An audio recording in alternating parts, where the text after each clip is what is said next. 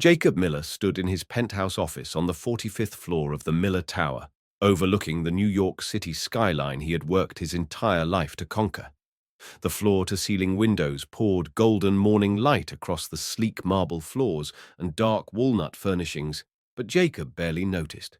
A fresh stack of tenant reports sat untouched on his polished desk, an unfortunate but increasingly common ritual. For the CEO of Miller Properties, once known for transforming urban housing into beacons of modern comfort, there was something deeply unsettling about the complaints mounting at one of his premier buildings, Summit Heights.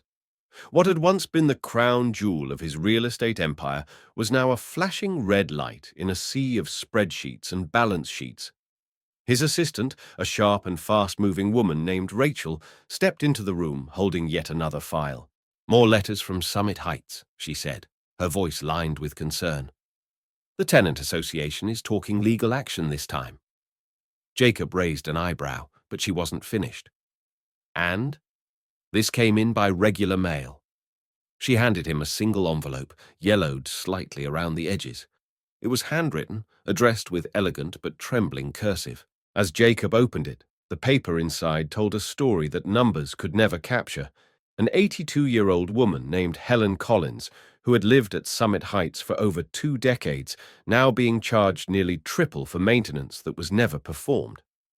"I don't want to leave," she wrote, "but I can't keep up. Please help me." Jacob set the letter down slowly.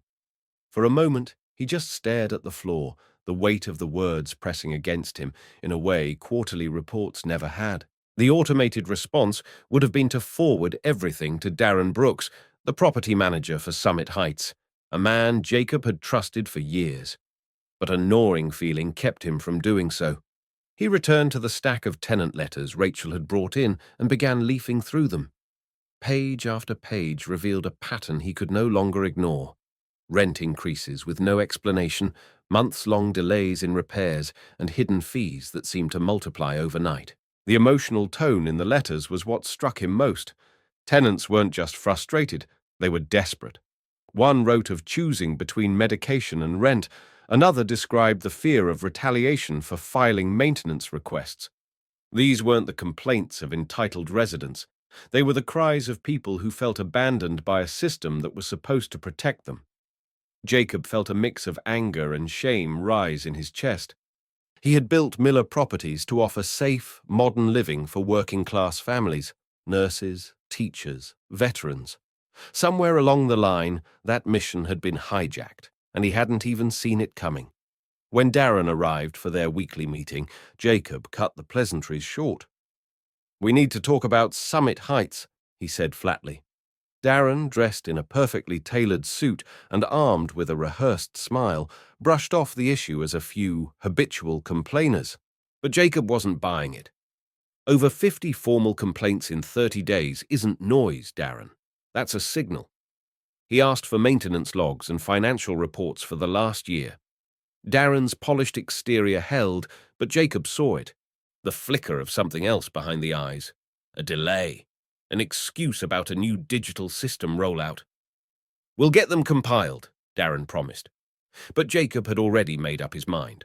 Later that evening, long after the office lights had dimmed and the city buzzed below like a living circuit board, Jacob sat alone in his office, staring at the envelope from Helen Collins. He thought about the tenants he used to know by name when his company was just one building and a dream. The truth was undeniable now. Something was rotting inside Summit Heights, and the stench had reached the top. That night, Jacob made a decision he had never made before. He wasn't going to wait for reports, excuses, or filtered updates. He was going to see the truth for himself, on the ground, as a tenant. Not as Jacob Miller, the billionaire CEO, but as Jake Collins, an ordinary man stepping into his own building for the first time. The transformation began quietly, without headlines or boardroom memos, just a man shaving off the last remnants of certainty from his chin in a hotel bathroom mirror. Jacob Miller, known in every financial circle as the unflappable CEO of Miller Properties, was no longer looking at his own reflection. In its place was the soft outline of Jake Collins, a man with a slightly overgrown beard, tired eyes, and a wardrobe that hadn't seen dry cleaning in years. Jake was a freelance writer, a fictionist with a looming deadline and an overwhelming need for quiet. That was the cover story. The truth was more urgent. He needed to slip into the world he'd once built and now no longer recognized, to live among the very people his company was meant to serve. With meticulous care, Jacob altered every piece of his identity. He closed his corporate accounts and transferred funds into a basic checking account under Jake Collins's name, showing just enough monthly income to pass the leasing requirements. His polished luxury car was stored away, replaced by a used compact sedan with peeling window tint and a persistent rattle.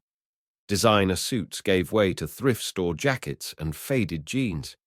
To complete the illusion, he swapped his contacts for round wireframe glasses and carried a worn leather messenger bag filled with printed writing samples, most of them ghost-written years ago under forgotten contracts.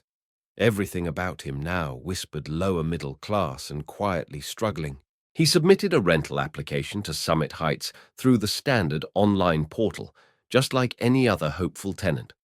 The leasing office responded 2 days later. "Mr. Collins, we're happy to offer you a one-bedroom unit on the 12th floor," the agent had said over the phone, her voice courteous but weary. "Though I should mention the rent is slightly higher than what's listed online due to market conditions." Jake pressed for clarification, and the agent rattled off a list of added fees: a community enrichment surcharge, a processing fee, and a wellness and amenity fund contribution. Jacob, now fully inhabiting his role as Jake, bit his tongue. None of those fees had ever been part of Miller Properties' approved pricing structure. On move-in day, Jake arrived with only 2 suitcases, filled with second-hand clothes, an old laptop, and a few household essentials. He'd intentionally packed light, enough to blend in, not enough to draw attention. As he walked through the front lobby of Summit Heights, his stomach turned. This was a space he had personally approved years ago, once pristine with marble tile and soft lighting. Now it felt hollow. Dust lingered in the corners, the tropical plants were replaced with dried-out pots of dirt, and the overhead fixtures flickered slightly, casting the entryway in a pale, uneven glow. It wasn't neglect by accident. It was decay by design, gradual enough to escape audits, visible only to those who actually lived there. As the leasing agent led him to Unit 1204, Jake noticed more signs of trouble. The elevator stuttered when it reached their floor, and the hallway carpet smelled faintly of mildew. His unit was livable, but barely. The faucet in the kitchen dripped, the window lock was broken, and the ceiling bore a faint yellow stain that hinted at a past leak, possibly still active. "Maintenance will take a look soon," the agent had said, as she handed him the keys, her eyes sliding away too quickly. Jake nodded and thanked her, but inside he was boiling. If this was the first impression they gave to new tenants, what lay beneath the surface? That night, as Jake sat on the edge of his squeaky thrift store couch, staring at the faded skyline through a streaked window, he took a deep breath and let it out slowly. He was no longer an owner, he was a tenant, and a vulnerable one at that. His phone buzzed with a welcome message from the management system, including a list of emergency numbers, building policies, and a cheery reminder that late payments would incur a $75 fine. He stared at the screen, then opened a new document on his laptop. At the top, he typed, "Summit Heights Investigation, Day 1. The mission had officially begun, and already, he could tell, it was worse than he imagined. The first week at Summit Heights was a study in controlled frustration. Jake Collins, formerly Jacob Miller, CEO, found himself navigating a maze of disrepair and silence.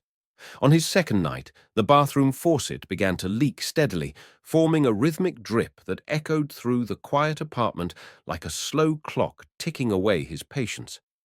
He filed a maintenance request through the tenant portal, a simple process designed by his own company to ensure speed and accountability. But instead of an acknowledgement, he got a generic message. "Your request is under review. Please do not submit duplicate reports." 3 days later, the leak had worsened, staining the cabinet beneath and warping the vinyl flooring, but no one came. The portal now listed his issue as pending. It wasn't just the leak. The ceiling fan in his bedroom hummed like a faulty engine. The heater turned itself off every few hours, leaving the apartment cold during the night.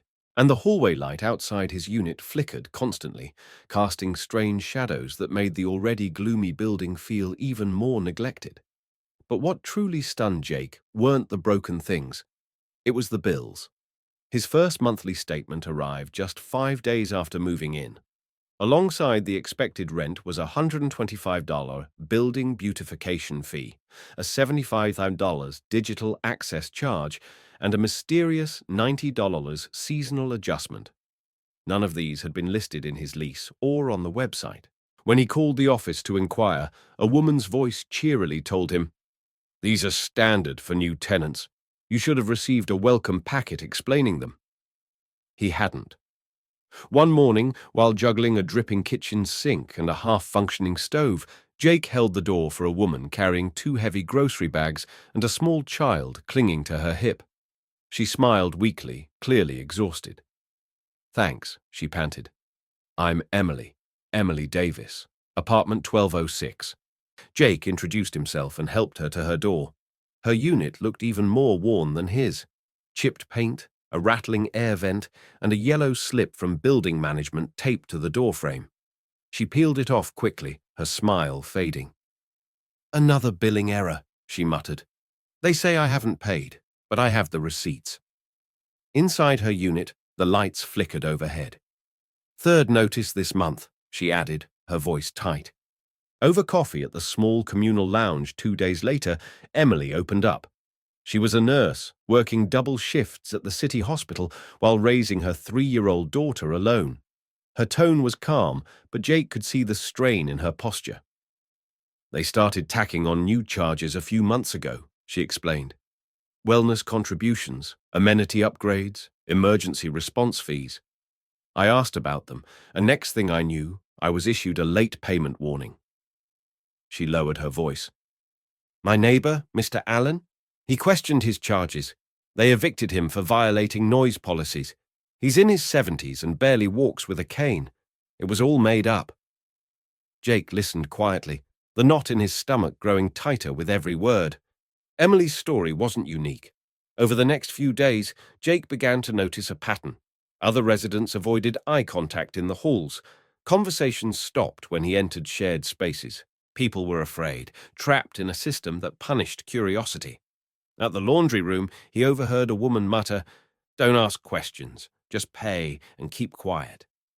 Even the building's cleaning staff seemed unusually cautious, whispering to each other and moving quickly from room to room. The entire environment was wrapped in a kind of passive suppression, rules enforced not by confrontation, but by implication. Disobey, and you might be next. Back in his unit that night, Jake opened his laptop and updated his journal. He wrote down every broken fixture, every unexplained charge, every conversation. His role as Jake Collins was beginning to take a toll. It was no longer just an act. It was his new, lived reality. He understood now that the fear wasn't imagined. The threats weren't veiled. This wasn't mismanagement. It was a culture of calculated silence, of punishing the vulnerable until they gave in or disappeared. And it was all happening under the name of the company he had built with pride. The deeper he sank into the tenant experience, the more he realized this wasn't just about repairs or billing errors. It was about power and how easily it could be abused when no one was watching. The more days Jake spent living in Summit Heights, the more the illusion of prestige crumbled. Every corner of the building whispered neglect.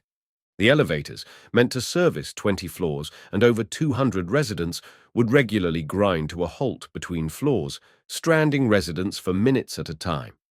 At least once a day, Jake watched someone press the button, only to sigh and walk toward the stairwell.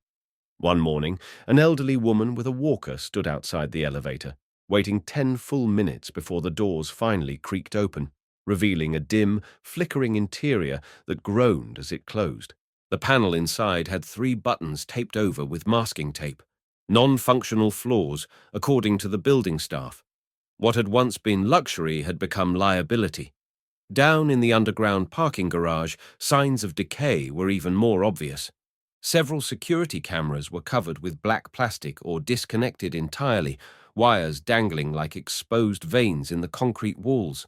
The posted notice read, "Temporarily under maintenance," but the date printed in faded ink at the bottom was from over 8 months ago. The lighting was sparse, and many of the fixtures had gone out completely. Residents walked to their cars in semi-darkness, heads on a swivel. The gym, once a selling point of the building, now sat in eerie silence.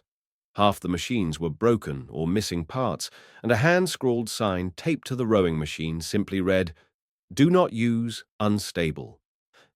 When Jake asked the front desk about repairs, the receptionist gave a worn-out answer. "Budget constraints. We're working on it." One evening, while documenting damage to the parking garage with his phone, Jake noticed a man crouched near a silver sedan, carefully taking pictures of a deep scratch that ran the length of the driver's side. The man was tall and lean, with salt and pepper hair and the calm, deliberate movements of someone who had seen far worse than vandalism.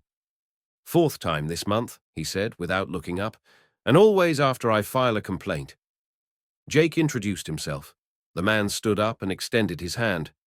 "Marcus Reed, Unit 1103, retired Marine, apparently now unofficial building watchdog." Jake laughed quietly, but Marcus's eyes were sharp and serious. "They want people to stop talking. This is how they do it. Slow punishments, one at a time." Later that week, Jake invited Marcus and Emily to meet for coffee in the building's neglected courtyard, a space that once held promise of outdoor gatherings and tenant community events. Now the benches were weathered, the fountain long dried out, and the grass replaced by patches of dirt. Over coffee and shared frustration, the three began trading stories. Emily spoke about extra charges that appeared and disappeared at will. Marcus talked about receiving citations for made-up violations, improper parking, noise complaints, trash disposal infractions. "They're inventing reasons to intimidate," Marcus said. "If you ask questions, you get flagged. If you speak out, something gets misplaced. A request, a payment, your front door keycard." Emily nodded. "And they know people won't fight back. We're all stretched too thin." As they spoke, Jake took notes mentally, realizing for the first time that this wasn't a few isolated issues, but a carefully structured system designed to exploit. The intimidation wasn't sloppy, it was strategic, legal enough to seem legitimate, subtle enough to avoid detection, but effective enough to keep people quiet. There were patterns emerging in every conversation, fees with no explanation, services withheld unless bribes were offered, repairs prioritized only for those paying extra.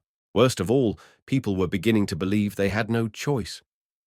"A lot of tenants just accept it," Emily said softly. "They can't afford to move, and they're afraid to be labeled as troublemakers. So they stay silent, and the abuse keeps going." That night, back in his dim apartment, Jake sat in silence for a long time. The city lights sparkled beyond his window, indifferent to the slow unraveling of dignity happening floor by floor within Summit Heights. He opened his laptop and began compiling what he knew, mapping complaints to tenants, listing suspicious fees by apartment, and creating timelines of retaliation. His role as Jake Collins had evolved into something far greater than a personal investigation. He was documenting a system of control, disguised as policy, hiding behind polite emails and paperwork. And he knew this wasn't just negligence. It was exploitation, coordinated, deliberate, and profiting from the fear of people who had no voice. But now they had his. Jake had expected to find trouble at Summit Heights, but what he didn't expect was how quickly the building itself would begin turning on him. 2 weeks into his stay, a new billing statement appeared in his tenant portal. Along with his base rent, there were 3 new charges: a $150 documentation processing fee, a $200 seasonal adjustment surcharge, and a $75 late payment penalty. Jake knew he had paid on time.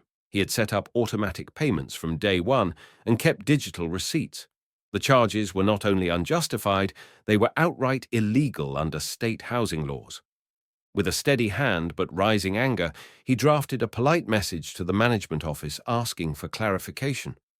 Within hours, he received a curt response. All fees are standard and disclosed in your lease agreement. Further disputes may result in administrative action. It wasn't just dismissal, it was a warning. Refusing to be intimidated, Jake decided to confront the issue in person. He arrived at the leasing office the next morning and found Darren Brooks, the building's property manager, seated behind a wide glass desk, typing with forced nonchalance. Darren looked up and smiled, but the smile didn't reach his eyes. "Ah, Mr. Collins. Settling in all right?" Jake nodded calmly and placed the printed statement on the desk. "I had some questions about these new charges." Darren's gaze barely flicked over the paper. "All outlined in your lease, I assure you." He opened a drawer, pulled out a thick binder labeled Tenant Lease Terms, and flipped to a section near the back. "See here, Section 23, subsection C, Service Variability Clauses." The print was small, buried in dense legal jargon. "This gives us discretion to make adjustments in accordance with market conditions and community needs," Darren explained smoothly. Completely standard. Jake scanned the page. It was deliberately vague, phrased to give management maximum flexibility with minimum oversight. "There's no specific fee schedule," Jake pointed out, "and the terms don't mention anything like a documentation fee or seasonal adjustment." Darren's tone cooled instantly. "Is there a problem, Mr. Collins?" Jake kept his voice level. "Just looking for transparency." Darren's lips curved into a smirk. "Transparency is a luxury, not a guarantee." With that, the conversation was over. Jake walked out of the office not just frustrated, but disturbed. It wasn't just about the money. It was about control. The system wasn't failing. It was functioning exactly as someone had designed it. 2 nights later, at exactly 11:32 p.m., Jake received a notification on his phone. "Unit 1204, Noise Violation Report. First warning." He sat in silence, dumbfounded. He hadn't made a sound all night. No music, no TV, not even conversation. He'd been alone, compiling data from maintenance records into spreadsheets. He checked the timestamp again. Same time, same fabricated offense. The message included a formal notice. 3 warnings will result in lease termination. His stomach dropped. This wasn't just a scare tactic, it was a threat, carefully wrapped in protocol. Jake knew what this was. Retaliation, an attempt to intimidate him into silence. The next morning, Jake checked with 2 other tenants, Emily and Marcus. Both had received similar notices in the past, always shortly after raising concerns or making formal complaints. Emily's were for excessive foot traffic, despite her being a full-time nurse with a toddler. Marcus had received parking violations, even though he parked in his assigned space daily. It was a pattern, a calculated sequence of manufactured offenses used to build a paper trail for future evictions. "They're building a case," Marcus warned. "They don't evict people for one thing. They document, stack it up, make it look legal." Jake nodded grimly. The building didn't need force. It had policies, digital records, and a language of fear cloaked in bureaucracy. That night, Jake sat in the dark, lit only by the blue glow of his laptop screen. His journal was filling quickly. Screenshots, scans, recordings. He now had timelines of retaliatory notices, mismatched billing records, and audio of Darren's evasions. But even as the evidence grew, so did the resistance. He had crossed an invisible line, and they knew. The walls felt tighter, the stairs colder, and the building itself, its doors, its lights, its systems, began to feel less like infrastructure and more like surveillance. He was no longer just a tenant. He was a threat. But Jake didn't flinch, because now he understood this wasn't about just catching one corrupt manager. It was about confronting an entire ecosystem of exploitation that had infected every level of his company. And he wasn't backing down. It was just past midnight when Jake decided to do his laundry. He hadn't planned it. He simply couldn't sleep. The constant drip of water from his still unfixed ceiling, and the unsettling silence from the management office after his noise violation warning had left him restless. With a half-full laundry bag slung over his shoulder, he descended into the basement of Summit Heights. The fluorescent lights in the laundry room buzzed above like a swarm of dying insects, flickering occasionally as if trying to warn him off. Jake moved toward a corner washing machine, but paused when he heard voices, low, urgent, and unmistakably familiar. He ducked behind the row of industrial dryers, crouching low and holding his breath.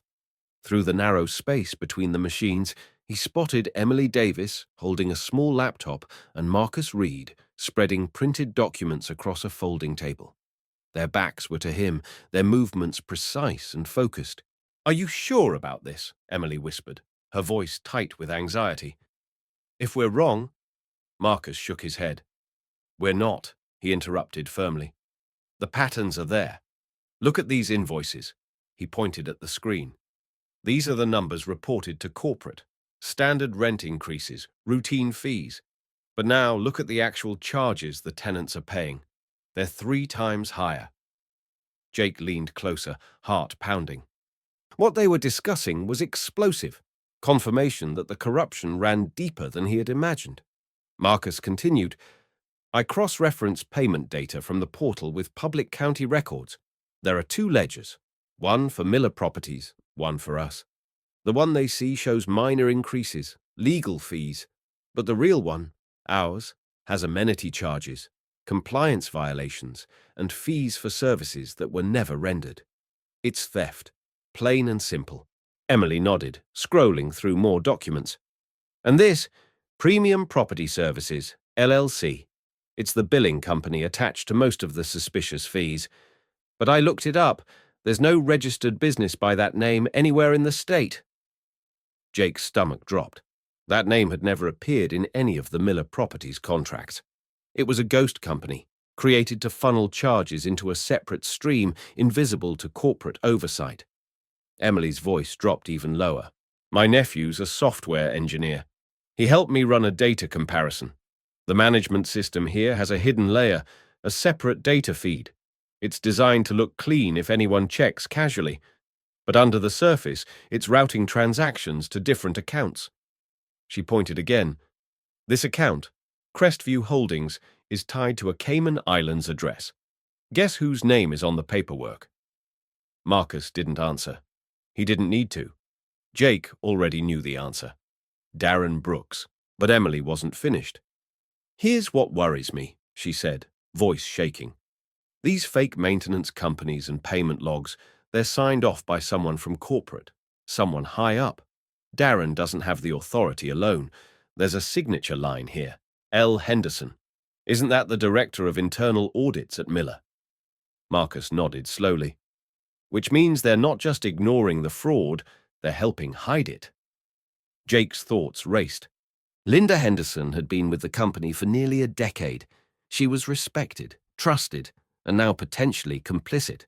If she was involved, the rot had spread far beyond Summit Heights. This wasn't a rogue operation. It was a full-blown conspiracy.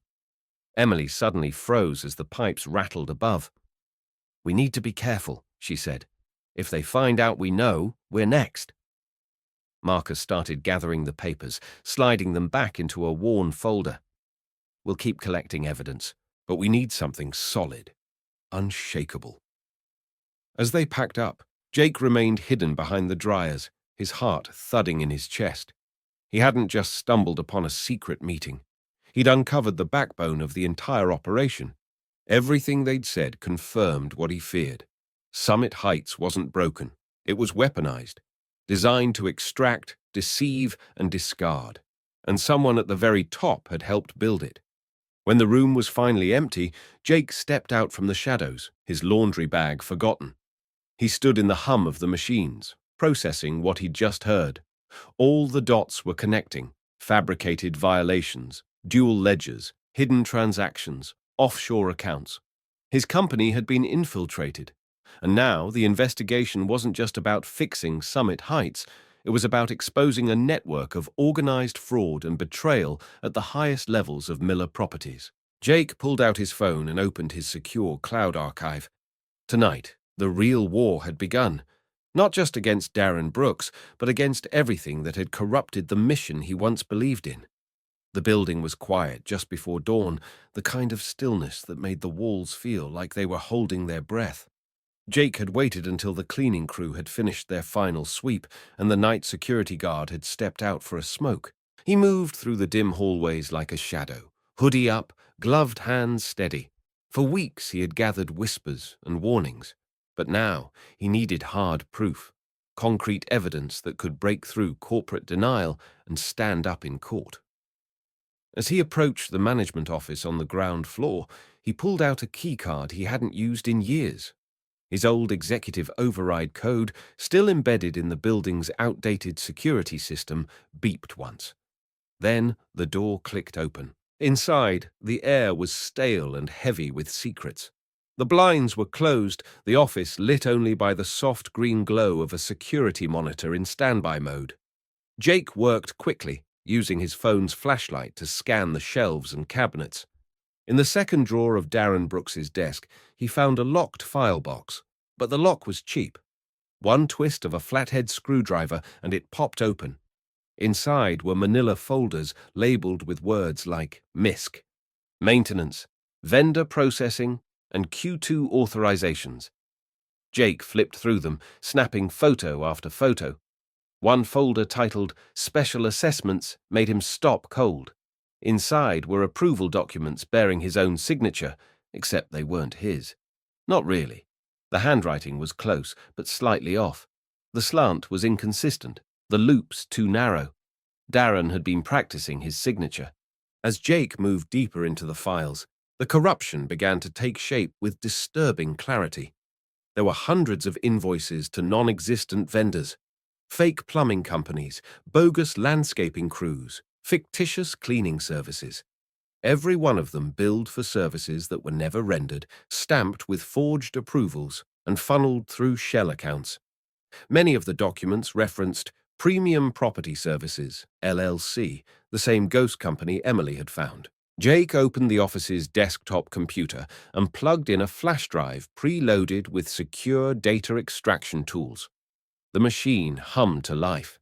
Within minutes, he accessed internal financial reports, carefully crafted spreadsheets with discrepancies that stood out to trained eyes. One column showed tenant payments, another showed payouts to vendors.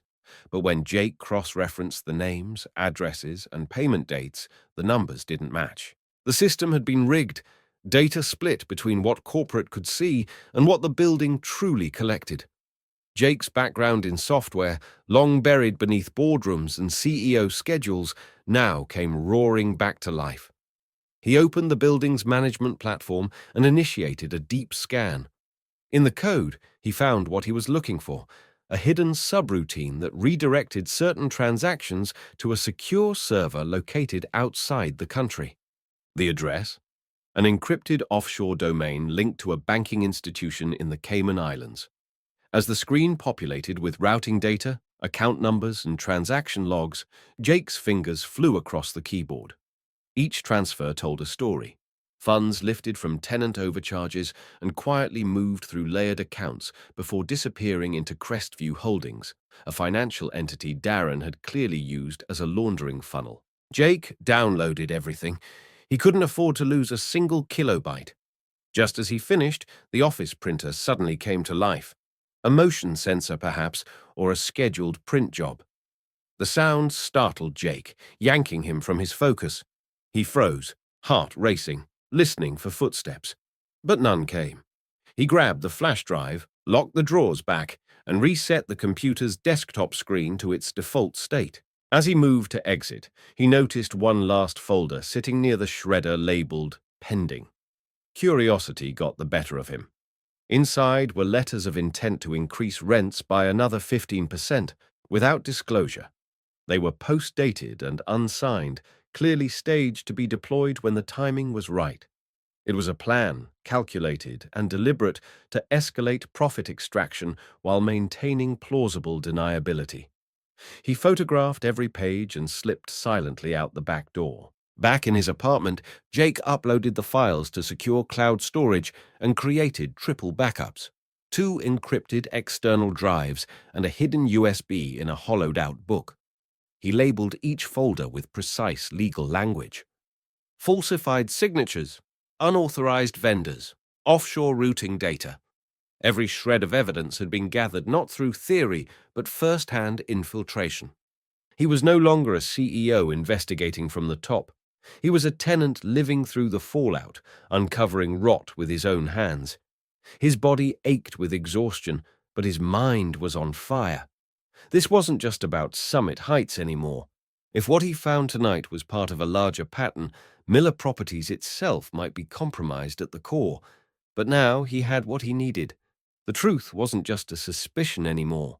It was a file, ready to bring down the system that had betrayed the very people it was meant to protect.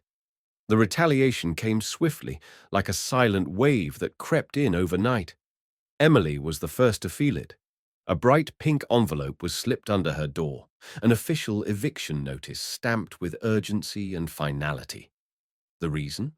A violation of the building's pet policy. But Emily didn't own a pet, not even a goldfish. Her daughter, Lily, was allergic to most animals, and anyone who knew her could testify to that. When she stormed into the management office, notice in hand, the receptionist barely looked up. "All violations are logged and reviewed," she said mechanically.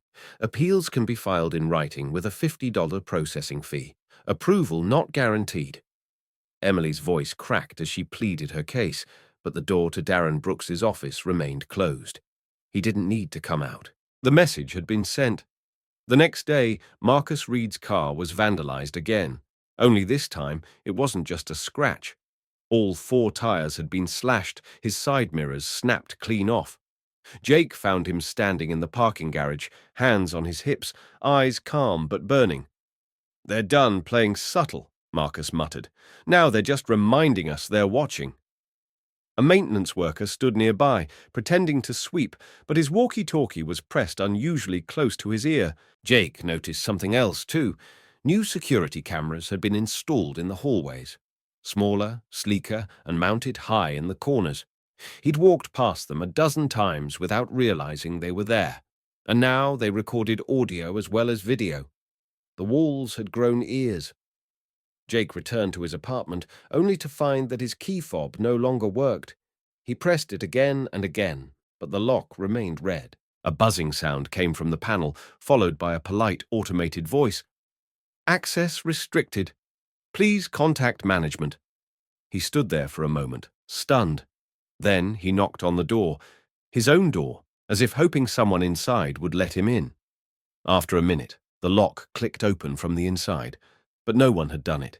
It had been remotely triggered. He stepped in, realizing just how little control he actually had. His phone buzzed seconds later with a new notification. "System update applied to Unit 1204. Maintenance entry scheduled. No action required." The implication was chilling.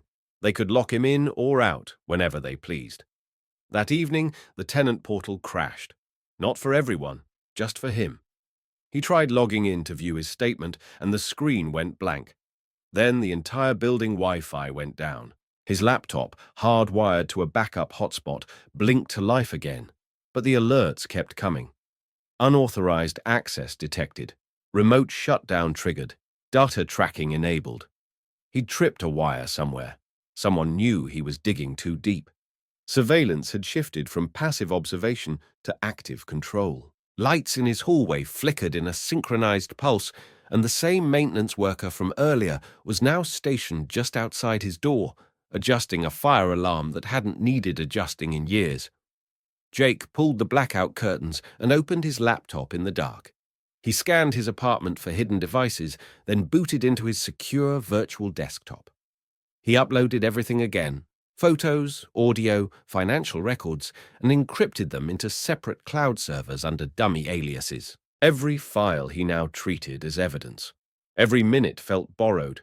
He sent a copy of the most damning material to a trusted attorney, flagged with a red tag, "Open if I go silent." He had never believed in paranoia, but paranoia wasn't paranoia when it was warranted. At Summit Heights, they had built a digital prison, One where the inmates paid rent and didn't know they were caged until the walls began to shift. By midnight, the building was dead quiet, but Jake couldn't shake the feeling of being watched. The light on his thermostat blinked twice, an old system code he remembered from when the units were first installed.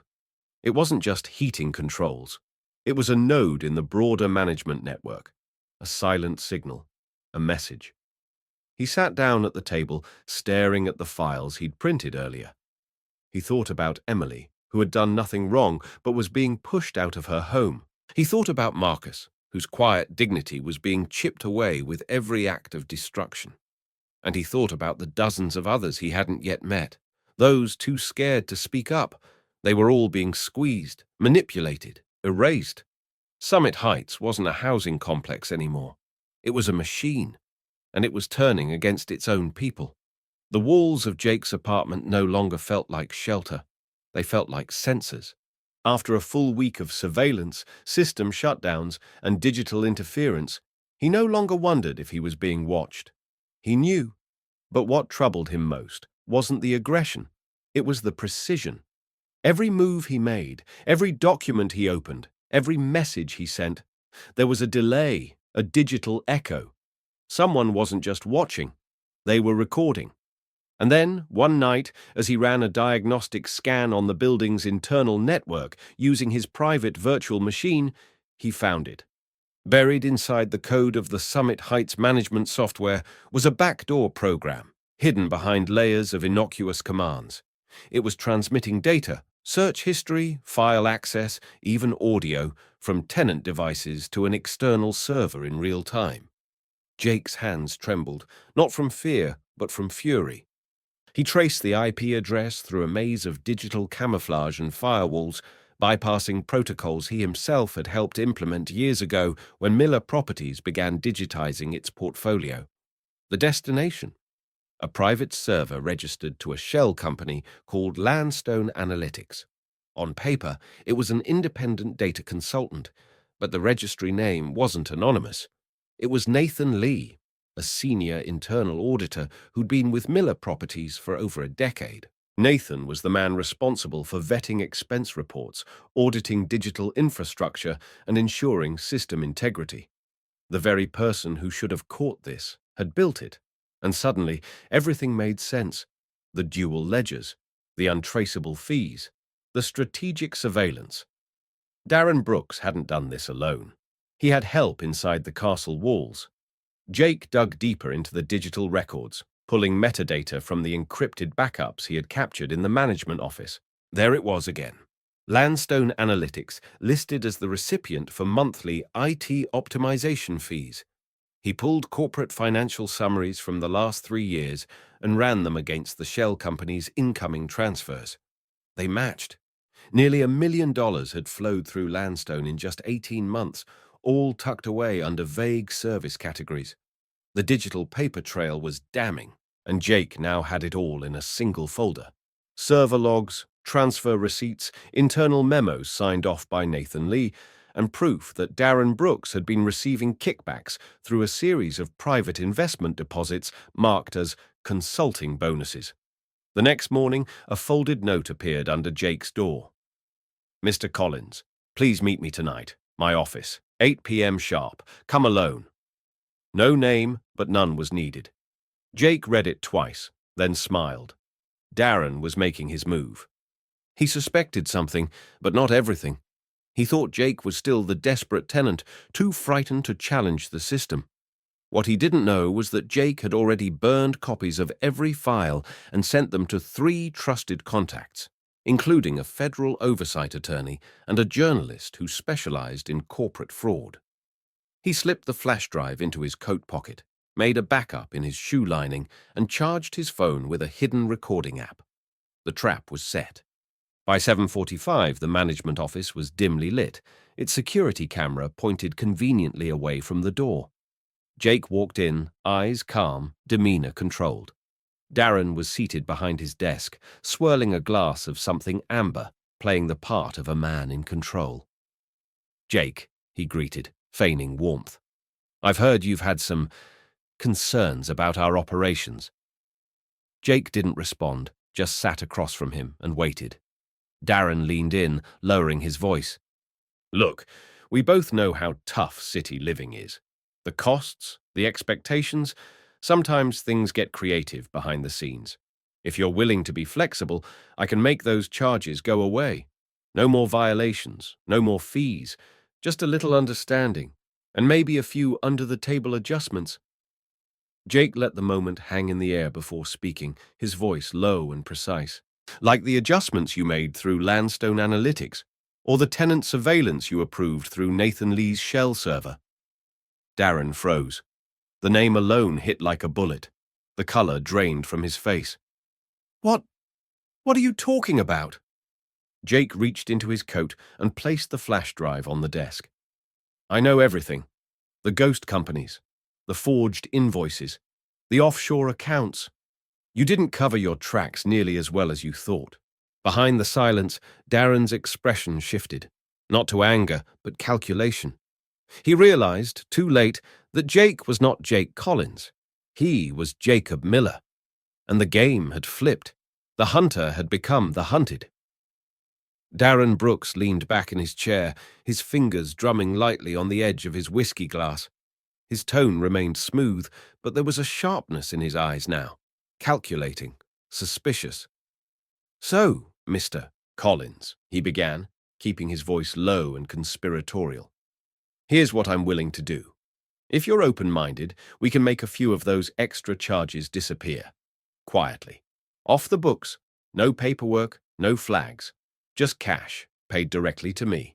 And in return, no more warnings, no more noise violations. You get to keep your apartment. Clean slate. Jake said nothing. Instead, he reached down and subtly tapped his phone, concealed in his pocket, confirming that the audio recording had started a few minutes earlier. Every word Darren said was now being documented. His bribes, his coercion, his admissions. It was no longer a conversation. It was a confession. Darren misread Jake's silence as hesitation. Look, I get it, he continued, relaxing. It's not easy living in this city. We all bend the rules now and then. You're a smart guy. You just need to stop asking questions. The people who keep quiet, they live peacefully here. The ones who don't, well, you've seen what happens.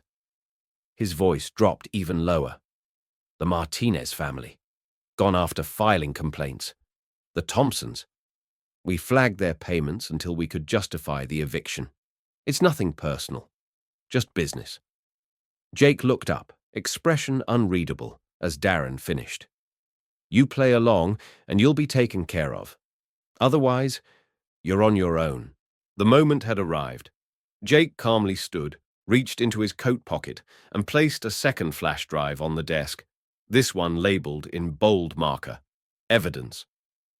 Actually, Darren, Jake said, his voice firm but composed, I'm not on my own. Darren's brow furrowed. What's this? Jake stepped closer. That's everything.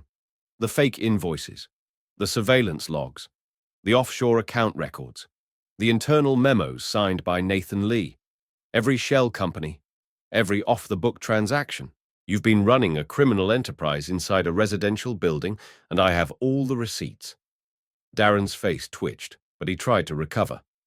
You think that'll hold up in court? You broke into my office. You hacked into private systems. None of that is admissible. Jake didn't flinch. That's why I didn't come alone. And with those words, the lights in the office suddenly blazed to full brightness. The glass walls of the management suite, once reflective and concealing, now became a stage. Outside, in the building's lobby, a dozen armed agents in navy jackets flooded the space, led by a tall, commanding figure, Special Agent Marcus Thompson. Darren's breath caught in his throat as the agent approached the door, flashing a federal badge. Darren Brooks, Marcus said, his voice echoing through the now silent office. You are under arrest for wire fraud, money laundering, falsification of financial documents, and conspiracy to commit tenant harassment under the RICO Act. Darren lunged for his desktop computer, but Jake was faster. He snatched the keyboard and tossed it aside. Looking for this? Jake asked, holding up a small black flash drive. This has the live transfer you initiated 10 minutes ago to the Cayman account. Already intercepted. Darren froze, sweat beginning to bead along his forehead. You don't understand, he stammered, his polished bravado crumbling. It's not just me. Nathan was part of it. He brought me in. There are others. People in corporate. Linda Henderson signed off. Marcus cut him off. She's already in custody. And Nathan, he's been cooperating for hours. The color drained from Darren's face. His empire was collapsing in real time, and there was nothing he could do to stop it. As Darren was handcuffed and read his rights, Jake stepped aside, watching the scene unfold with quiet intensity. Residents began filtering into the lobby, their faces stunned as they watched the man who had ruled over them with veiled threats and invisible chains being walked out by the FBI. Emily stood near the elevators, holding her daughter close. Marcus, now in full FBI uniform, joined Jake near the glass. You did good, Marcus said. We've been building this case for 6 months. Your arrival sped it up. We never expected the actual CEO to go undercover himself. Jake nodded slowly, the adrenaline fading. I didn't come here to build a case, he replied. I came here to see the truth. But now that I've seen it, I'm not leaving until we fix everything. The days following Darren Brooks's arrest felt like the fog lifting after a long storm. For the first time in years, the lobby of Summit Heights didn't echo with suspicion, but with cautious hope. The FBI agents packed up their final boxes of seized files and digital evidence, and a new team arrived, one not clad in tactical gear, but in warm expressions and clean clipboards. They were auditors, legal advisors, housing advocates, sent by Jacob Miller himself. Overnight, Summit Heights became a priority site for corporate reform. The billing system was suspended, pending a full audit. Every charge from the past 2 years was put under review. Residents received notices not of warnings or fees, but apologies and promises of repayment where injustice had occurred. The reforms began immediately. A transparent billing system was installed, one that allowed tenants to track every dollar in real time. A public dashboard listed maintenance requests and their status, viewable by any resident. All previously locked financial records were released to a newly formed tenant committee, which was granted authority to challenge any unexplained cost. Late fees were paused, eviction proceedings frozen, and all lease agreements renegotiated to ensure they complied with fair housing standards. Utility charges were recalculated based on actual usage, and all amenity fees, those hidden exploitative costs, were permanently abolished. For the first time, the residents of Summit Heights had a say in how their building was run. One by one, the wrongfully evicted returned. The Thompsons, who had been pushed out over fabricated payment disputes, moved back into their old unit with the help of a moving crew paid for by the company. The Martinez family, their child still wearing a school badge from a different neighborhood, stood in the newly renovated courtyard, watching as workers installed benches and fresh flowers. And Emily Davis, who had once stood trembling before a fake eviction notice, returned not just as a tenant, but as a leader. Her voice, once quieted by exhaustion and fear, now commanded the respect of an entire community. In a vote held in the newly reopened community room, she was elected president of the Tenant Association with overwhelming support. Her first motion: demand biannual audits with public summaries delivered to every resident's door. On the morning of the first public assembly, Jacob stood before the residents in the courtyard, now transformed into a vibrant space with trimmed hedges, new lighting, and the hum of community life. The air was warm and the mood tentative, but charged with potential. He wore no tie, no suit, just a rolled-up shirt and the same quiet resolve that had led him to go undercover weeks before. My name is Jacob Miller, he began, his voice carrying across the space, and I owe you all an apology. The crowd fell silent. For months, maybe years, your voices went unheard. Because of my distance, because of my trust in the wrong people, your homes became places of fear. I can't undo what was done, but I can make sure it never happens again. He outlined the changes already underway. the establishment of a permanent tenant advisory board, the launch of a resident support fund, and the appointment of a new internal ethics committee reporting directly to the board of Miller Properties. From now on, he continued, this building, and every building we manage, will operate under one principle. Transparency is not optional. It's required. Applause rippled through the courtyard, slow at first, then swelling with the sound of release. A collective breath finally exhaled. People cried, others hugged. For the first time, the residents weren't just enduring, they were beginning to believe. As the meeting wrapped up, Jacob stayed behind, walking slowly through the halls of Summit Heights. The same corridors that had once felt like prison walls now echoed with children laughing and neighbors greeting each other without fear. He passed the gym, already cleaned and half restored, and paused by the laundry room, remembering the night he first overheard Emily and Marcus laying out the truth. On the bulletin board near the elevator, new notices had been pinned. Community meetings, potluck dinners, legal aid drop-ins. Among them was a simple sheet of paper with bold letters at the top, Tenant Bill of Rights, and underneath it a list of signatures, Jacob's included. He had come into the building as a spy. Now he remained as a guardian. 3 months after Darren Brooks was led out of Summit Heights in handcuffs, the building stood as something entirely new, not just a restored residence, but a beacon of what ethical housing could truly be. And at the center of that transformation stood Jacob Miller, not behind a desk, but on the ground floor of the very complex where the truth had been unearthed. He had made a vow, not just to the tenants, but to himself, that Summit Heights would no longer be an exception, but the example. Every broken promise would be replaced with a transparent policy. Every ignored voice would now sit at the table. And every building in the Miller Properties portfolio would rise to meet the new standard set by what had once been its most disgraced address. The corporate shakeup was swift and unapologetic. Jacob initiated a top-down audit of every building in the company's management, uncovering inconsistencies that echoed patterns he now knew all too well. Senior executives with ties to similar off-the-book deals were quietly removed. Entire departments were restructured to include oversight from both internal teams and third-party watchdogs. Each property was assigned a tenant advisory council, modeled directly after the one formed at Summit Heights, empowered to challenge billing practices, request independent inspections, and help shape the evolution of their communities.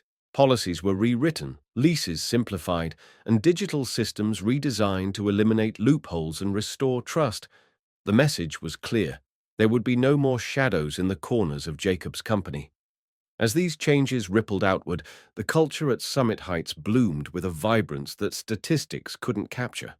The cracked courtyard where weeds once thrived was now home to a thriving community garden tended by residents young and old. A daycare center opened in what had once been a neglected basement room, providing affordable childcare to working parents who once had no support.